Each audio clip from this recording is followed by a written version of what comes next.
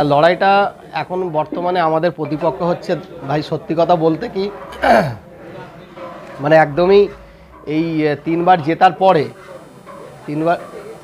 জেতার পরে এখন আমাদের এই বছরে কাকলি ঘোষ দস্তিদারের হয়ে আমরা যে প্রচার মিটিং টিটিং করছি, আমাদের প্রতিপক্ষ এখন গরম। ভগবানের কাছে চেষ্টা করছে যাতে গরমটা কমিয়ে দেওয়া হবে। প্রধানমন্ত্রী নরেন্দ্র মোদী বলছেন দেশের বিকাশ তখনই হবে যখন পশ্চিম বাংলার উন্নতি হবে, কি বলবেন এই প্রসঙ্গে? আপনারা তো সংবাদ মাধ্যমের লোক, নিশ্চিতভাবে আপনারা জানেন কর্ণাটকে গিয়ে বলেছে যে যতক্ষণ না কর্ণাটক আমরা জিতছি ততক্ষণ পরিমাণে ভারতবর্ষ স্বাধীন হবে না। ঠিক এইভাবে প্রতিটা দেশে, উড়িষ্যাতে গিয়ে বলছে যতক্ষণ না আমরা উড়িষ্যাতে না জিতছি ততক্ষণ যেন আমাদের দেশ পূর্ণ হবে না। তা ওনারা তো বিভিন্ন জায়গায় যায়, বিভিন্ন রকম একই কথা বলে। তা আমার প্রশ্ন হলো, যদি সত্যিই বাংলা জেতে আর ওনাদের যদি ভালো হয়, তাহলে অন্য অন্য স্টেটে এই একই কথা কেন বলছেন? যে কোনো একটাই জায়গায় একটাই কথা বলুক। তো নরেন্দ্র মোদীজিকে প্রথমবার দেখলাম না, উনি তো এর আগেও 2019-এও এখানে এসেছিলেন, বিভিন্ন প্রতিশ্রুতি দিয়েছিলেন, সেই গ্যারান্টিগুলো তো বাংলার মানুষরা পায়নি। আর এই মাটিটা তো বিদ্যাসাগরের মাটি, এখানে একবার ঠকানো যায়, দুবার তো ঠকানো যায় না। কোনো রকম কাজ হবে না। আপনারা নিশ্চিতভাবে জেনে রাখুন, আমরা প্রায় 35-এর কাছাকাছি সিট পাবো। তৃণমূলকে বারবার কটাক্ষ করছেন প্রধানমন্ত্রী মোদী এবং অমিত শাহ বাংলায় এসে, কিন্তু বারাসাত লোকসভা কেন্দ্রে বিজেপির যিনি ক্যান্ডিডেট তার নামেই মাদক পাচার কাণ্ডের সেই অভিযুক্ত তিনি। তো সেই জায়গা থেকে কি মনে হচ্ছে বিজেপি গেলে সব ওয়াশিং মেশিন থেকে তারা পরিষ্কার হয়ে যাচ্ছে, আর তৃণমূলে থাকলেই চোর? কি বলবেন এটা? এই যে স্বপন মজুমদার তো বাচ্চা ছেলে, আপনারা দেখেছেন ভারতবর্ষের সব থেকে নাম করা যে দুর্নীতি করেছে সেটা শরদ পাওয়ারের ভাই।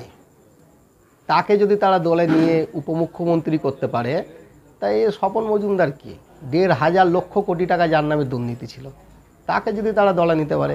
হেমন্ত বিশ্ব শর্মা একটা রাজ্যের মুখ্যমন্ত্রী, হেমন্ত বিশ্ব শর্মা সম্বন্ধে যখন উনি কংগ্রেসের মন্ত্রী ছিলেন সেই সময় কি বলেছিলেন নরেন্দ্র মোদী এবং অমিত শাহরা?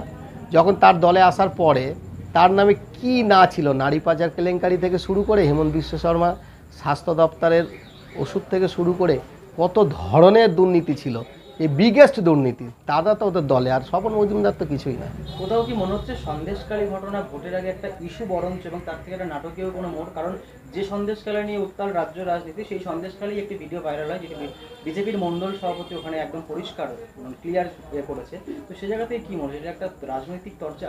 দেখুন, নিশ্চিতভাবে বিরোধীরা যারা আছে আমাদের তৃণমূলকে মানে না, মমতা ব্যানার্জিকে গালাগালি করে, অভিষেক ব্যানার্জিকে গালাগালি করে, যে সমস্ত অনেক মহিলারা আছে তাদের সাথেও যদি কোনো রকমভাবে কোনো দিনের জন্য কোনো রকমভাবে মহিলার অত্যাচার, ধর্ষণ বা আদার্স এরকম নোংরা জাতীয় কোনো কাজ হয়, তার বিরোধিতা আমি আলম করবই, এটা নিয়ে কোনো অসুবিধা নেই।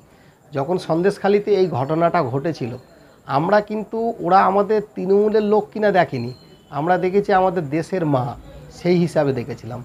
পরে যখন গঙ্গাধর কয়াল যখন বার হলো ভিডিওটা দেখার পরে এটাই ভাবলাম যে বাংলার মায়েদেরকে এরা বিক্রি করার জন্য কিভাবে একটা প্রোপাগান্ডা সৃষ্টি করেছে, সেইটা মায়েরা দেখার পরে যে বলল যে এই ভিডিওটা 3 দফার আগে যদি প্রথম দফাতেই যদি আমরা পেয়ে যেতাম, তাহলে হয়তো 2-4টে ভোট যা বিজেপিতে পড়েছিল তাও পড়তো না। এখন দেখুন, আমরা বোফাস কেলেঙ্কারি সম্বন্ধে আমরা শুনেছি, এবং সেটা একটা ভারতবর্ষের বিশাল একটা বিষয়। কমনওয়েলথ গেম যে কেলেঙ্কারি সেটা আমরা শুনেছি। এই কেলেঙ্কারিগুলো যারা করে তারা একটা ওয়ান শাটার এবং একটা 6mm পিস্তল তোলার জন্য মানে দেশের সর্বোচ্চ মানে আমাদের নিরাপত্তা দেয় যারা, এনএসজিকে নামিয়েছে। তা মানুষ এখন জানতে চায় যে সিবিআইয়ের মর্যাদাটা, এই ইডির মর্যাদাটা কোথায় ছিল? যারা বোফাস কেলেঙ্কারি করেছিল, যারা কমনওয়েলথ গেমসের কেলেঙ্কারি করেছিল, এই সমস্ত তদন্ত করেছিল, তারা এখন ঘরে এসে একটা 1 শাটার একটা 6 শাটার ধরার জন্য তারা আসছে। মানে সিবিআইটাকে এমন একটা জায়গায় নামিয়ে দিয়েছে যে সিবিআই মানে একটা মানুষের কাছে শোনা মানে একটা বিপদ এরকম ছিল। সেইটা থেকে মানুষ এখন অকিবল হয়ে গেছে, সিবিআই আসছে কোনো ব্যাপার না, ও আমার বিজেপিতে জয়েন করার কথা বলবে, না করলে কিছু টাকা নেবে, এই তো বিষয়। মুখ্যমন্ত্রীর দাবি আইএনডিএ জোট ক্ষমতায় আসবে, ভোট পাবে মোট 315টি আসনে। একদম নিশ্চিত। মুখ্যমন্ত্রী যেটা বলেছেন, মুখ্যমন্ত্রীর কথা, মমতা ব্যানার্জির কথা কোনো দিন ভুল হয় না। আপনারা দেখেছেন 2021 সালে রব রব বর যখন ছিল, তখনও তিনি বলেছিলেন যে আমি 220-র কাছাকাছি সিট পাবো, তাই হয়েছে। জেল থেকে ছাড়া পেয়ে বিস্ফোরক কেজরিওয়াল বলেছেন যদি মোদী প্রধানমন্ত্রী হয় তাহলে সবার আগে মুখ্যমন্ত্রী মমতা বন্দ্যোপাধ্যায় জেলের ভেতরে যাবে।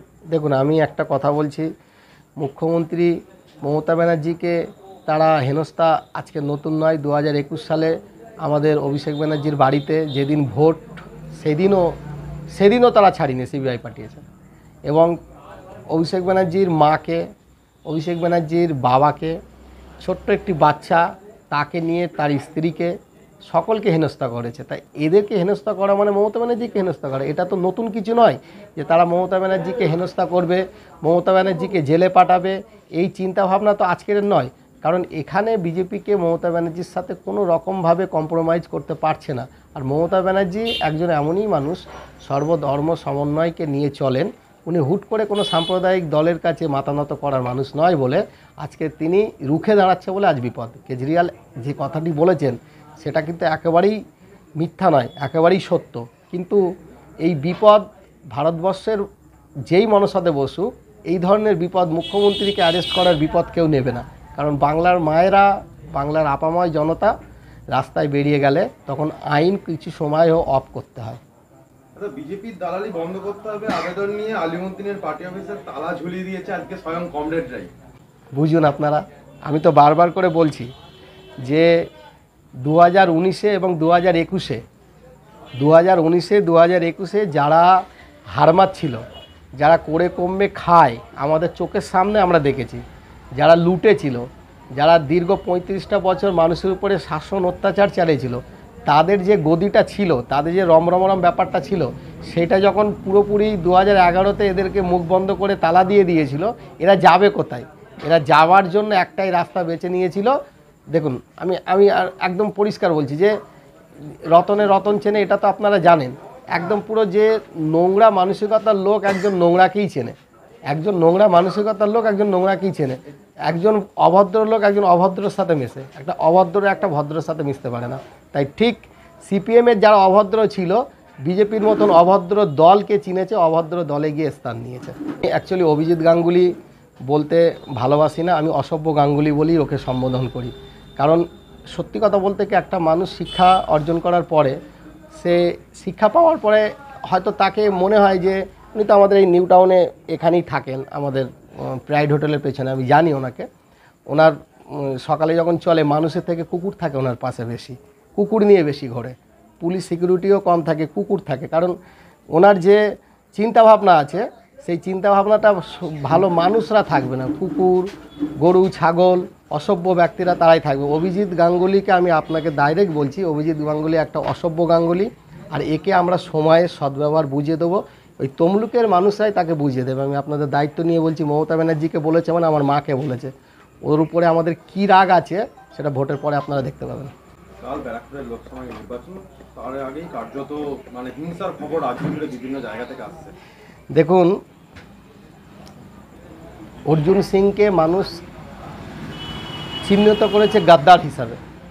যারা পুরনো বিজেপিরা, আমি অভিষেক ব্যানার্জির যেদিন ওখানে র্যালি করেছিল আমি গেছিলাম, ওনার র্যালি হয়েছিল বিকাল 5টার সময়, আমি সকাল 10টার সময় গেছিলাম। এবং 2-3বার আমি ওখানে যাই, গিয়ে অনেক কিছু খবরাখবর পেলাম, সাধারণ মানুষের সাথে কথা বললাম যে অর্জুন সিং অ্যাকচুয়ালি উঠলো কোথায়, মমতা ব্যানার্জির দিয়ে। মমতা ব্যানার্জির সাথে বিট্টেরি করে, ভুল বুঝিয়ে মানুষ সেই সময় ধর্মের ভিত্তিতে 2019-এ ভোট দিয়েছিল। সেই বিজেপিরা যারা ভোট দিয়েছে তারাই বলছে এবারে আমাদের দায়িত্ব হচ্ছে এই গদ্দারকে হারানোর জন্য তৃণমূলকে জেতানোর। আর আমি আপনাকে একটা কথা বলে রাখছি, আজকের মিলে রাখুন, অর্জুন সিং আপনাদের সাথে যোগাযোগ না করে এই 2024-এর ভোটের পরে যে দেখ না একটু লাইন করা যায় কি, আবার ফিরে যায়। অর্জুন সিং বলছে আমি যেখানেই থাকি আমিই জিতবো, ব্যারাকপুর লোকসভা আমারই হবে। নিশ্চিতভাবে তিনি বলবেন যে আমি যেখানেই আছি আমি জিতবো, এটা তো নিশ্চিতভাবে তিনি বলবেন। কিন্তু অর্জুন সিংয়ের কাছে আমার দীর্ঘদিন উনি রাজনীতির করছেন, বা ওনার বাবাও দীর্ঘদিন রাজনীতি করেছেন, আমরা জানতাম এবং জানিও। কিন্তু অর্জুন সিংয়ের কাছে আমারও একটা প্রশ্ন ছিল যে আপনার একটা স্ত্রী ছিল, আপনার একজন পুত্র ছিল, একটা মানুষের একটা ছাড়া দুটো বিয়ে হতেই পারে, আপনি জানালেন না কেন? আপনি ডুপ্লিকেট মানুষ, সেটা কিন্তু সবাই জেনে গেছে। যে নিজের স্ত্রী পুত্রকে লোকের সামনে নিয়ে আসতে পারে না, পরিচয় দিতে পারে না, তাকে মানুষ আর আস্থা দেবে? আপনারাই ভাবুন। আর মানুষরা ভাবছে যে বাবা এর ভিতরে এই বিষয়টা ছিল তো আমরা জানতাম না।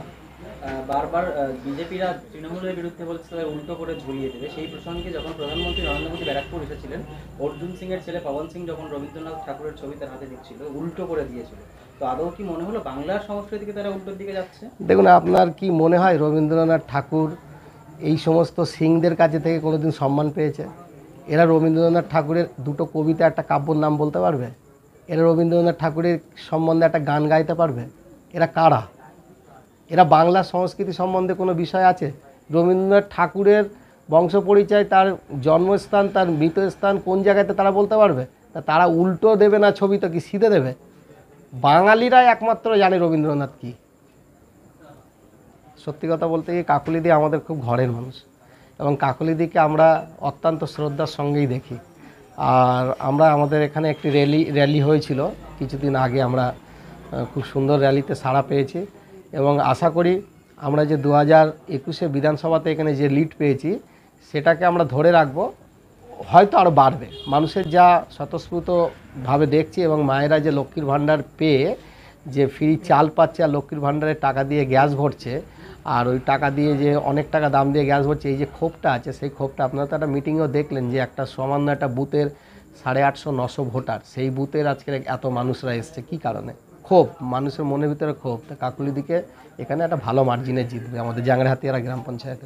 নিশ্চিতভাবে মোদী সরকার, তার বিরোধী যারাই আছে, মোদী সরকার সর্বদা চাইবে রাজনীতিগতভাবে তার বিরোধিতা যারা করে তাদের বিরুদ্ধে সর্বোচ্চ হওয়া এবং সোচ্চার হয়ে তাদের বিরোধিতা করা। কিন্তু আমি বলছি, বাংলার মানুষরা যেভাবে 2019 সালে তাদেরকে ভুল করে দিয়েছিল, ভুল বুঝে পুলওয়ামা ভুল করে এই আবেগে দিয়েছিল, সেইটা 2021-এ 77-এর গণ্ডিতে বেঁধে দিয়েছিল। এবারে আমি আপনাকে দায়িত্ব নিয়ে বলছি 3 থেকে 4-এর গণ্ডিতে তারা বেঁধে দেবে। মানুষ চিন্তা করে নিয়েছে, মোদি যতই যা বলুক। অ্যাকশন আরো চরম হবে। দুর্নীতির খবর সবকিছু 4 জুনের পরেই সামনে আসবে। বড় পদক্ষেপ নেবে মোদি, যেখানে ইলেকট্রাল বন্ডে বিজেপির নামে এত কোটি টাকা দুর্নীতি কি চোখে দেখছো? দেখুন, 35টা মেডিসিন কোম্পানি 1000 কোটি টাকা দিয়েছে, বন্ড কিনেছে। এবং আপনারা জানেন, যার বাড়িতে আজকে সিবিআই গেছে, যার কোম্পানিতে, 1 সপ্তাহ পরে সে আবার টাকা দিয়েছে, তার তথ্য বার হয়েছে, আপনারা দেখেছেন একাধিক জায়গায়। তো দুর্নীতি মানেটা কি? যে আমি দুর্নীতিবাজ, আমি ঠিক থাকবো, আর যে একটা পিঁপড়ার পেছন টিপেছে তার অপরাধটা নিয়ে ঘুরে বেড়াবো, এটা কখনো হয়? দুর্নীতি শব্দ মোদির সঙ্গে হয় না, কারণ মোদি আর দুর্নীতি পরিপূরক। সবশেষে আপনার এলাকার মানুষের কাছে কি প্রার্থনা থাকবে? আমি এলাকার মানুষের কাছে, সকলের কাছে করজোড় করব, এবং সকলকে করজোড় করে বলবো, আমাদের জীবনের ভুল থাকতে পারে, আমাদের চলার ভুল থাকতে পারে, আমাদের বলার ভুল থাকতে পারে, কিন্তু মমতা ব্যানার্জির কোনো ভুল নেই। মমতা ব্যানার্জি নির্দ্বিধায় স্বাস্থ্যসাথী দিচ্ছে, মমতা ব্যানার্জি নির্দ্বিধায় লক্ষ্মীর ভাণ্ডার দিচ্ছে, মমতা ব্যানার্জি নির্দ্বিধায় কন্যাশ্রী, সবুজশ্রী থেকে শুরু করে ফ্রি চাল থেকে শুরু করে সমস্ত কিছু দিচ্ছে। মমতা ব্যানার্জির জন্য ভোট দেবেন, আমাদের জন্য নয়।